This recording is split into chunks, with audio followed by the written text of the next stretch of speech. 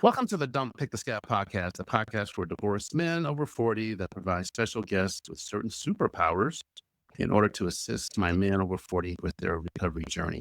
Welcome, Andra Davidson. She's a certified divorce coach that assists people to minimize the negative impact on their divorce and on themselves and their children, which we'll talk about. You can find her on numerous social media posts, divorce websites, and her site, Better Than Divorced. And she has a great newsletter called Divorce is a Shit Sandwich. So we'll definitely talk about that.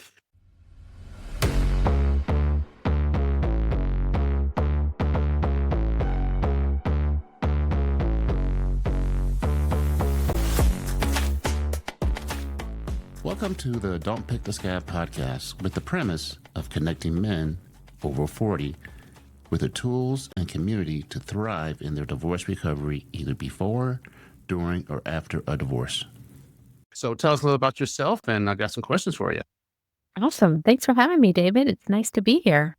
So I am, as you mentioned, a certified divorce coach and a mediator also just by training. I work with men and women who are anywhere in the process, oftentimes at the beginning, sometimes thinking about divorce, sometimes part of the way through and wanting some more emotional support and guidance, and sometimes even post-decree when co-parenting or communication has become really challenging.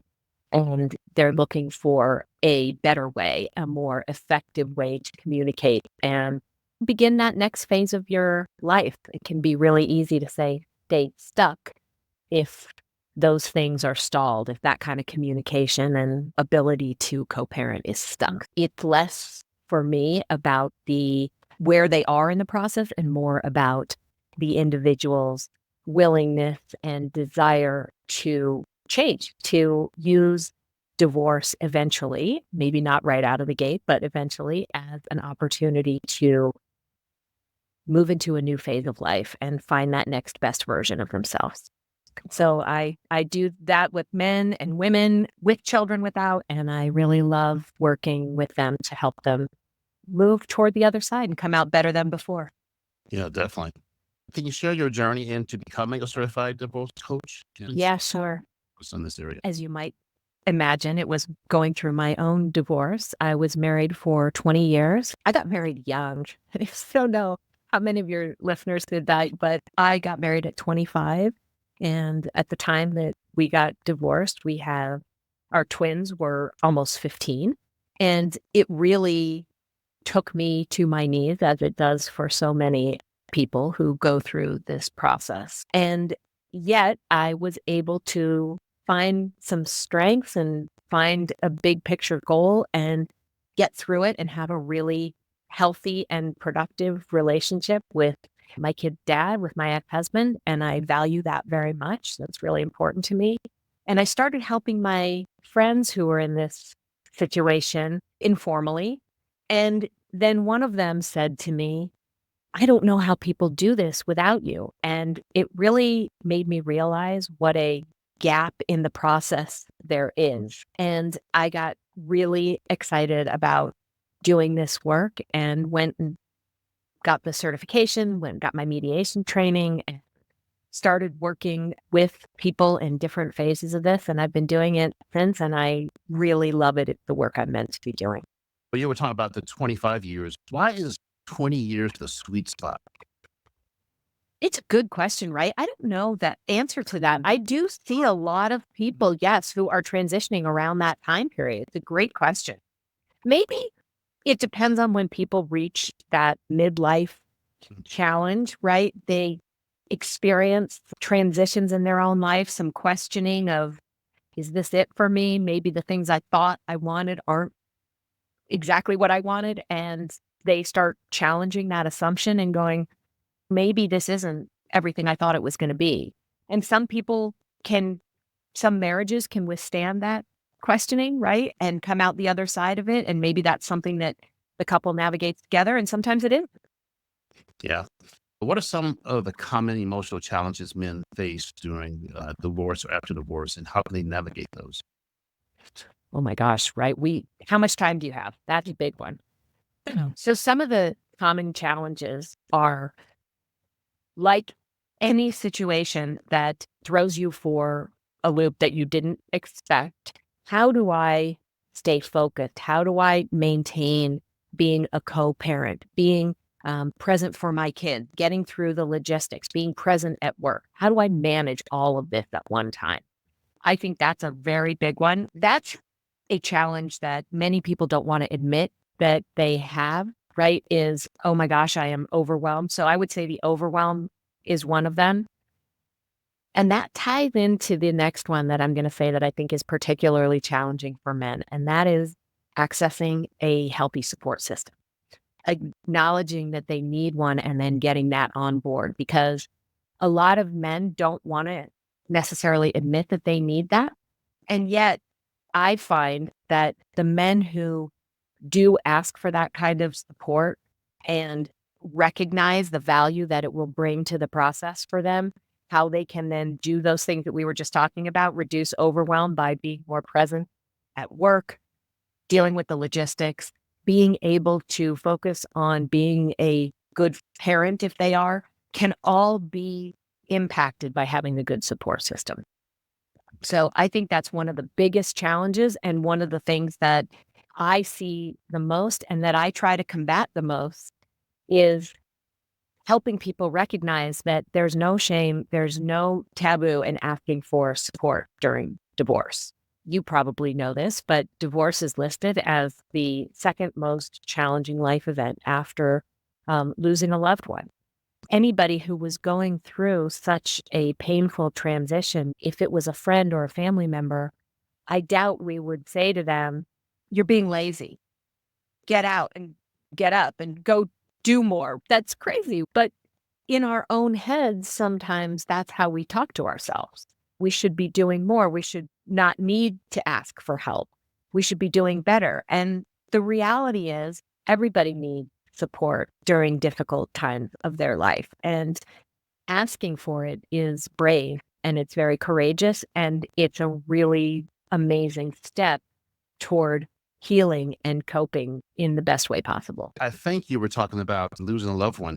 I think sometimes it's almost as bad or worse sometimes because you're constantly reminded of that person, coping Yeah. with hard. Yeah. They're right there. How does your Better Than Before Divorce program specifically support men in their recovery process? And my second question, which is part of that, is what's the nuances and differences between divorce recovery for men and women? Yeah, I get asked that question a lot. So the Better Than Before Divorce program is really an approach to divorce recovery, divorce coping navigation strategy that involves everything from setting goals in the beginning, really looking at your life and your big picture goals, deciding who you want to be after, and then that helps you have something to move toward. So a big part of the way that I approach this is strength-based. It's looking at other hard things that you may have done in your life and using those skills that got you through that to get you through this. So that's an exercise I really love to do. I find that most people, almost everybody, I can't really think of an exception, have been through other hard things in their life, but they may not realize what skills specifically they used to get through it. They may not have given themselves credit for the work that they did to get through that really difficult time.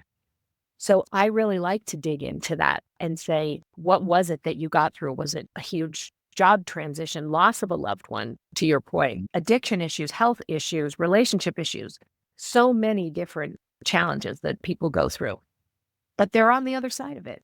How did they do that? What skills did they use? And how might we go back and bring those skills to this situation?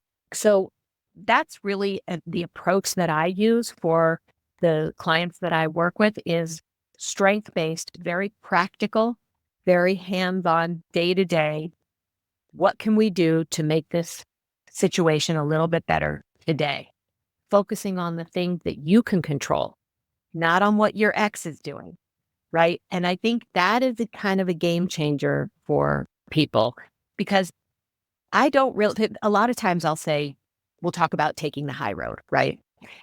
And someone will say, she doesn't deserve the high road. She did all these things. She doesn't deserve for me to take the high road. Okay. And that may be true, but I am not suggesting that people take the high road for their ex. I'm suggesting that he take the high road because it serves him and who he wants to be in the world, because that's the kind of person that he wants to be post-divorce. And during this process is someone who showed up as the best version of himself as consistently and often as possible. Does that mean he's not going to make mistakes or do things that he would like to undo? Absolutely not. But that's part of the process too. How do we handle when we make mistakes? What do we do to improve ourselves when we've done something that we don't feel as good about? When we would rather have done something in a different way? Can we then change our approach and say, I'd rather do this differently next time? Yeah, you can. But you have to have the awareness that you want to do it, right? You have to have that awareness. And so I like starting with that awareness. I want to show up. How do I want to show up? That's really the question, right? How do I want to show up during this time? How can I be the best version of myself? What does that look like? And I'm not suggesting, I'm not being Pollyanna. That's just going to flip a switch. It's going to happen overnight. Everybody's going to be perfect through the process. That's not the case, obviously. But when you have that goal, you start to move toward it more consistently and regularly, and it becomes easier and easier to achieve. So you have to start with it in order to make that progress toward it. So my approach is based on that goal of showing up as your best as often as possible, minimizing the conflict so that you can heal, so that you can be the best example for yourself and the people around you, your children, if you have them, and that you can transition into who you really want to be long-term in this next phase of your life. Gotcha. A lot of one of the transitions that my men have a hard time with is controlling what happens, not being able to control what happens at the ex's house. That is huge for men. And one of those control issues, how do you speak to that? Because some of these guys just have a hard time with that, letting that go. Oh my gosh, it's so true.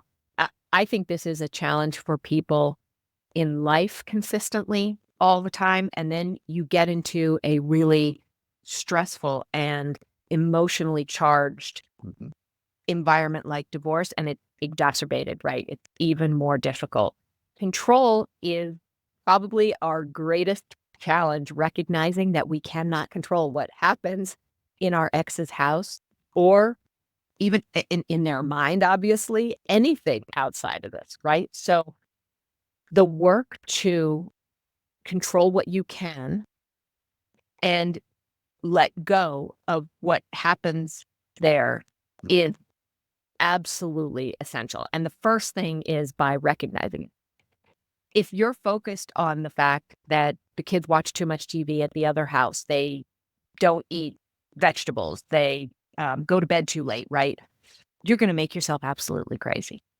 Because you can't solve that, right? You absolutely can't solve it. The same way you wouldn't want your ex saying you can't ever treat the kids to ice cream or they shouldn't stay up late this night. You have to wrap your brain around giving them that same kind of flexibility. And it's not an easy thing to do. One of the things there's a great new book out actually right now called Let Them, Mel Robbins' new book. I don't know if you've heard of it. God, about 6 people the past month have mentioned that book. Is that right? Yes, very Well, popular. yes, it is right now. And part of the reason is because her approach is it's simple, but it's so powerful. It's a simple approach to this exact issue. The title is Let Them. And that's the approach here is if someone else is going to do something you don't like, you can't control, you have to let them. And then there's a second part of it, which is to let me, which is how do you respond, your own response. It's not just about letting go. And then how do you handle that situation? But I highly recommend that book because I think it gives people some very practical, actionable steps to realizing that we cannot letting go of what we can't control is so freeing for us as divorcees, parents, humans, honestly, in the world, right? We can't control what anybody else does. We can't control our kids. We can't control our spouse, our ex, anybody out there, our boss.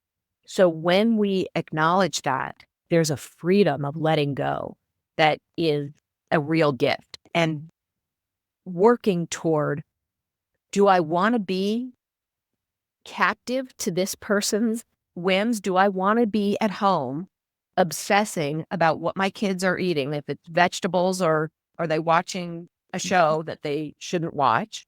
Or am I better focusing on who I want to be in the world and doing the best that I can for my kids when they are in my orbit, right? And being the example that I want to be for them. Mm. How can I put my energy toward that instead of toward trying to fix something I can't fix? Yep. So the practical piece of this is putting positive energy and effort, focus on what you can control.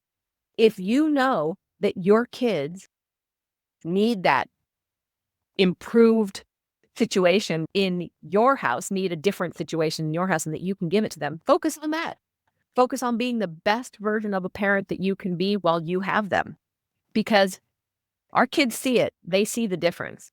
They may act like they like the rule, no rules, and all the flexibility and eating Cheetos for dinner, but the truth is most kids crave consistency and reliability and safety. Of course, they're going to say that they want all that leeway, but I'm not always convinced that that is actually the case.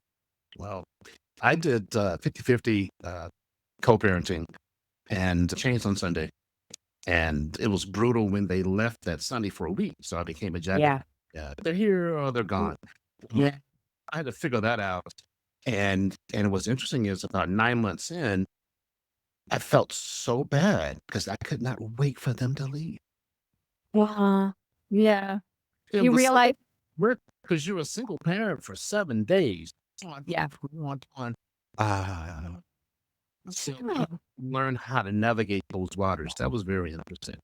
There's a lot of guilt for parents in that, right? Yeah. A lot of guilt. On the one hand, you do feel this sense of relief and that feels good. And then immediately you feel guilty for not wanting to have your kids right there next to you.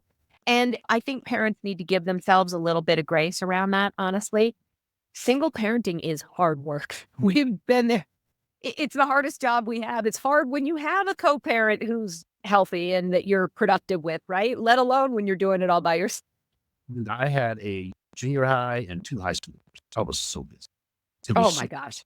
Yeah, just you're a chauffeur driver, right? You're a manager, you're a lunch packer, all the things. And to do all that and get through it is something that we should be proud of. And then to be able to say, okay, it's nice. Yeah, I admit it's quiet and peaceful to have a day or two of recovery. I can feel okay saying that. And I can still miss my kids. Those things can all be true at the same time. like a this and this, frickin' fries. I think it comes down to one of the things I tell people the most, honestly, David, which is to have grace for yourself through all the different aspects of the process. I think that we are very hard on ourselves. We're our most challenging critic, right? So if we can give ourselves a little more grace through all aspects of this, when you are grateful that your kids leave, when you're grateful that they come back, when you're grateful that you're not the only one dealing with something that happens, maybe something happens at their ex's house and you go, oh my gosh, what a relief that wasn't me. It's okay. We are human beings and we're all doing our best. And when we give ourselves a little more space to just show up as we honestly are and try our best, what I find is that that grace ripples out into the people around us. It shows up in our kids. We give them a little bit more grace too. And it gives us room for growth, right? You're not punishing yourself then. You're looking in the mirror and saying, okay, I could do better next time, maybe about this or that, but I did the best I could at that moment. And next time I'll try and do better.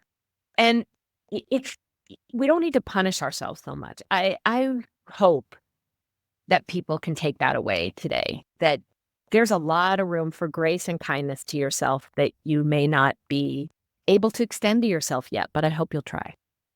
Let's transfer from grace to self-care. Is it just move over to the right? Yes. Yep. Men suck at self-care. We watch Yes. Why is that? Tell me. we're the guy that's on the plane. The plane's going down. We put the kids' mask on first, and then we die because we have no oxygen. Men need to do better, I think, with self-care because they don't realize that if you don't take care of yourself, you can't take care of other people too. What do you think about that? Oh, 100%. I tell my clients this all the time, that you can't take care of your kids and the other people around you. You can't do your best at work, right? You can't be there for other people if your battery is on zero, right? What recharges you? And that's another way that I ask it. And I find that sometimes that helps.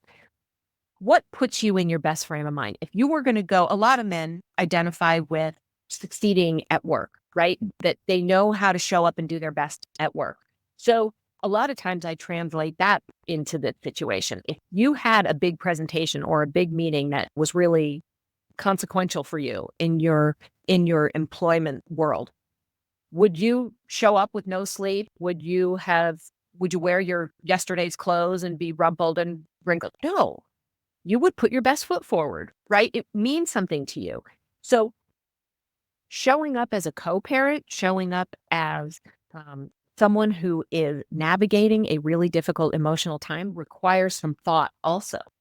What kind of thought can you give it? What recharges you? Sometimes that's exercise. I always say getting out and doing something to move your body is really valuable. Sometimes it's reading, listening to other voices, realizing that you're not alone in this space, connecting with people. That always is valuable. Sometimes it's acknowledging that you need rest, right? Like just recharging. I just was having that conversation this morning with a client who is beating himself up because he's tired, because he's coming out of this very difficult relationship. And I was trying to explain that this is your body saying, this is what I need. You're healing, right? You're healing. You're in recovery. But he's like, it feels lazy. It feels lazy that I'm tired. And that is, to me, an obstacle that I think we can overcome. Self-care is about positioning yourself to do your very best for the people, for yourself, and then the people around you. You can't do well when you're running on empty. So how do you recharge? Yeah. How can a man recharge his self-confidence? I say self-confidence is the cousin of self-care, basically. Yeah. But you got to have both. But your confidence has just been shattered. You've been through a divorce, and sometimes it's contentious. Yeah. And how can they recharge that self-confidence? I love that question because I think it's such a common challenge in divorce. And people aren't good at acknowledging what the ripple effect is of that lack of confidence, right? How it shows up in how you present yourself, how you act for your kids, how you act for your other people around you. We talked about that exercise in the beginning of figuring out other hard things that you've done before. I think this is a really beautiful way to dig into nuggets of confidence also. Because when you go back and look at how did you get through a really difficult time? What did you use to do it? A lot of times, as we go through that process and they're explaining to me what the hard time was and what they actually did to come out the other side, I'm blown away by their skills and willingness to work so hard and do amazing things for other people. But they don't see it. They haven't seen that. So using that exercise as a way to say, How have I succeeded in other things in my life? Wow, I have succeeded in other things in my life. I can build on those skills. I am determined. I am creative. I am a good researcher. I am willing to ask for help. I am a valuable colleague. Listing off those things to start building yourself back up, little piece at a time, can really be a good start. And the other thing is that I think we're really hard on ourselves. Take the wins. If you had a good day that was better than the day before, Small. yeah, take those small wins. Look at that day and say, it's not good enough to me. It's good enough. It's great to say I had a better day today than I did yesterday, right? That's great. But the way to elevate that is to take it one step further and say, what made it different? What about today is better than yesterday? What did I do differently? What gift did I maybe receive out there in the universe? Did someone pay me a compliment that I'm willing to take to heart? Was I able to get out of bed earlier and, go work out for the first time in a while? Was I willing to make a phone call that was hard? Did I start on some paperwork? Whatever those little things are, right? Take those little wins and realize that you're making progress, that today looks a little bit better than yesterday. Because if you just let that sort of go and you don't take the time to acknowledge that improvement, then it's harder to build on it. But recognizing it gives you the opportunity to use it as a foundation, right? As a brick. How do I then put another one on the bridge, right? The bridge over to this new version of me. And I like to use that visual too, actually. Let's talk about your book. Not your book, your newsletter, Morris, but you have Oh, books out. sure. Yeah, let's talk about your newsletter. Divorce is a shit sandwich. How do you tell tell people about that, how that came about? Part of what I say in the newsletter, the little tagline is because it is, right? It came about because it is. Even in the most amicable of situations, it is still difficult and overwhelming and emotionally depleting. It still feels like you have to eat a shit sandwich to get to the other side. And so I like to joke, okay, we can make this sandwich as big or as small as you want it, right? We can pile on more shit or you can take some of the shit off. But how do you want to eat this sandwich? Because you have to eat it. Hmm. So eating it is part of the process, right? Is getting through to the other side.